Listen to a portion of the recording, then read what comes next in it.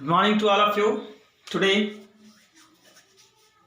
we are dealing with the characteristic of a homologous series. Sir homologous series का क्या विशेषता है ये आज जानूंगा, ठीक है ना। homologous series हम लोग ने देख रखा था सर पिछले लेक्चर में, एल्किन्स फैमिली का देखे थे, एल्किन्स का देखे, एल्काइंस का देखे थे। homologous series किसको कहते हैं सर, फिर से रिकॉल करा देता हूँ।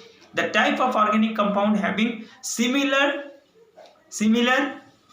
molecular formula but different structure. Okay sorry मैं आइसोमर्स में एंटर कर गया, सॉरी। होमोलोगस सीरीज क्या सर, होमोलोगस सीरीज का डेफिनेशन क्या था सर, हम लोगों ने कल पढ़ रखा था। होमोलोगस सीरीज का डेफिनेशन है ना, homologous series is a group of organic compounds having similar structure and similar chemical properties and the successive compounds differ by CS2 group. That type of a particular series is known as homologous series. मैं first वाला definition ये isomers में मैं enter कर गया था sir, sorry. तो homologous series का क्या था सर, जिसमें सिमिलर स्ट्रक्चर्स होंगे, सिमिलर केमिकल प्रॉपर्टीज होंगे और सक्सेसिव कंपाउंड्स कितने ग्रुप से डिफर होंगे सर, CS2 ग्रुप से डिफर होंगे। The type of a particular series is known as homologous series, ठीक है ना। तो होमोलोगस सीरीज मैं बोला था ना, ऑर्गेनिक कंपाउंड्स में किसी का भी उठा लो सबका होता है। एल्किन्स फैमिली का भी होता है, एल्किन्स का, एल्काइंस का, हाइड्रोकार्बन्स हो गया, हेलो एल्किन्स हो गया, कीटोन्स हो गए, कार्बोक्सिलिक एसिड हो गया, एल्डिहाइड्स हो गया, अल्कोहल्स हो गए, सारे के सारा होमोलोगस सीरीज मिलेगा सर। तो चलिए आइए हम लोग देखते हैं कैरेक्टरिस्टिक क्या है होमोलोगस सीरीज का। All the members of a homologous series can be represented by the same general formula। ये कहना चाहता है सर, ये जो होमोलोगस सीरीज है ना, होमोलोगस सीरीज का जितने भी मेंबर होगा, मतलब कहने का मतलब जितने भी कंपाउंड्स होंगे सर उस होमोलोगस सीरीज का, उसको हम लोग सेम जनरल फार्मूला से रिप्रेजेंट करते हैं।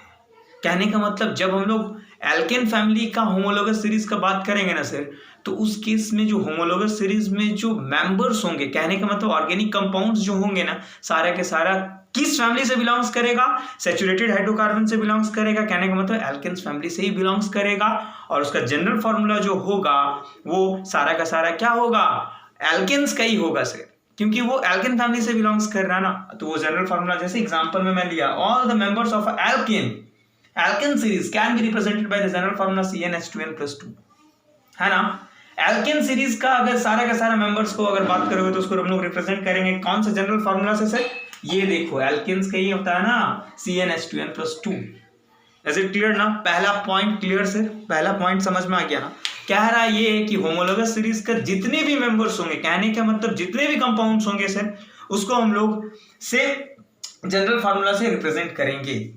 कहने का मतलब एल्केन फैमिली का अगर होमोलोगस सीरीज है तो उसमें सारा का सारा मेंबर्स जो होंगे एल्केन फैमिली के ही होंगे और वो एल्केन फैमिली के ही जनरल फार्मूला को सेटिस्फाई करेगा सर।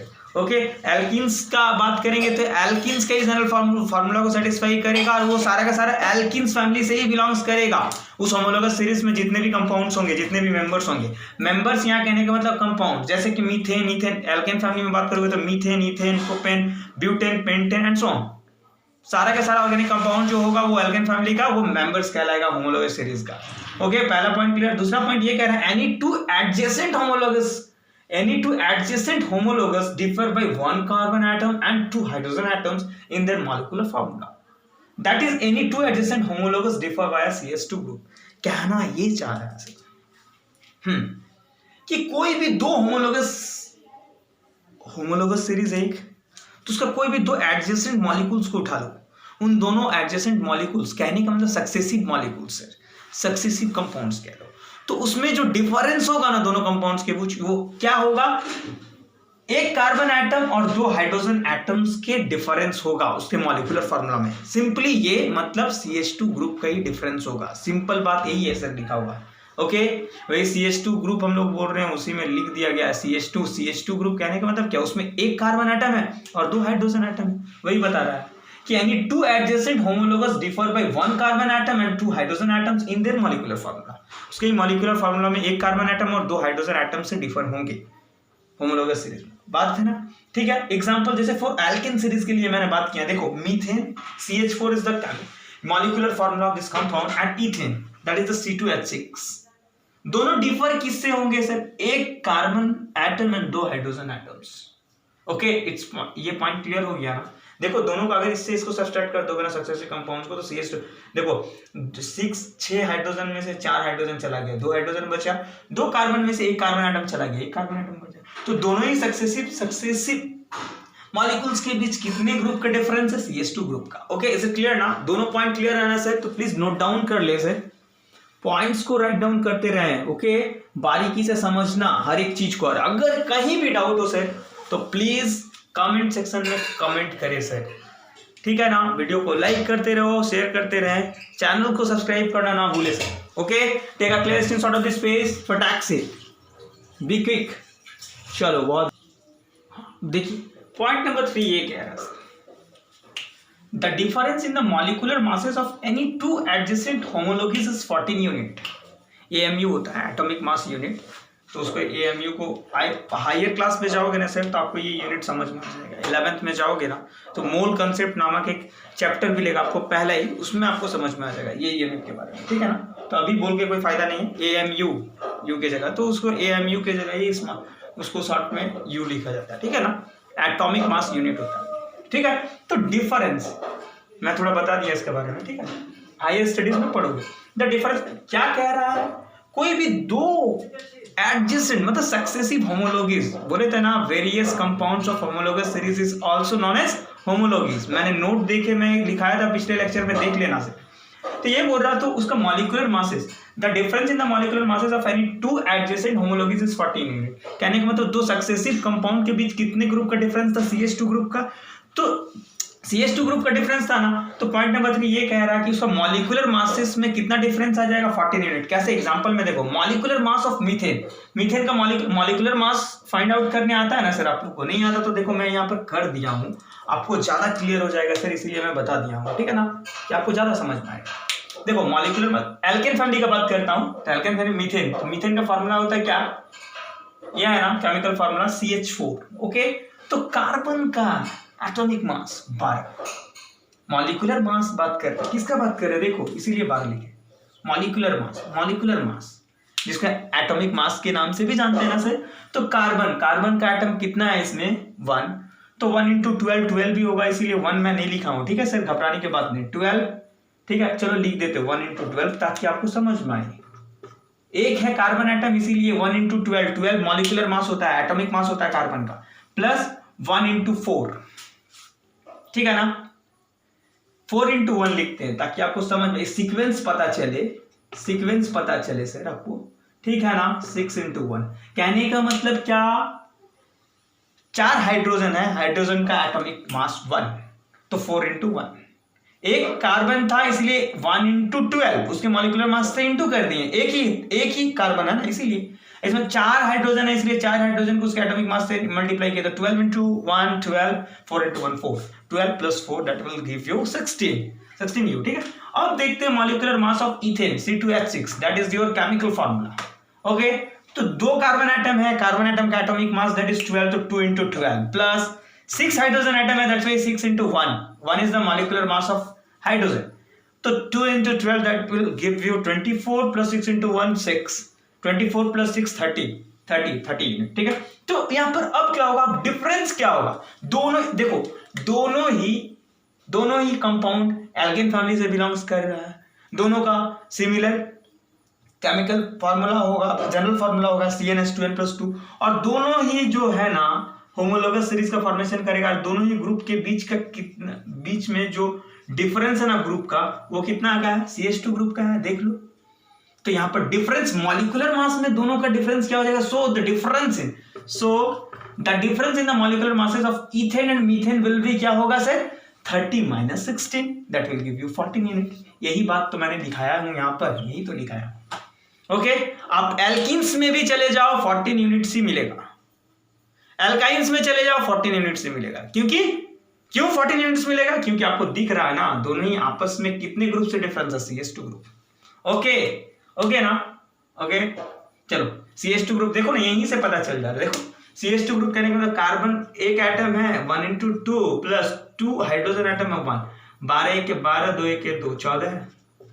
देखा, यहीं पर दिख रहा, सिंपली देख लो, दिमाग लगाओ जी, दिमाग लगाओ, ठीक है? सब क्लियर कट कर दिया हूं मैंने एग्जाम्पल लेके। Okay, Is it clear now? Except for point number 4. All the compounds of a homologous series show similar chemical properties. Example compounds of all compounds of alkene series like CH4 मतलब methane, C2H6 मतलब ethane. मैं ये आपका chemical formula इसलिए लिखा हूं कि ताकि आपको ज्यादा दिमाग में कैलकुलेशन चले. मैं नाम लिख दूंगा तो आप रटने लगोगे. ये फार्मूलाज को देख के सीखो. दैट्स वाई मैंने फार्मूलाज लिखा हूं. Okay, all compounds of alkene series like CH4, C2H6, C3H8 etc. undergo substitution reaction with chlorine. ये substitution reaction क्लोरीन के साथ क्या है 11th में पढ़ना से.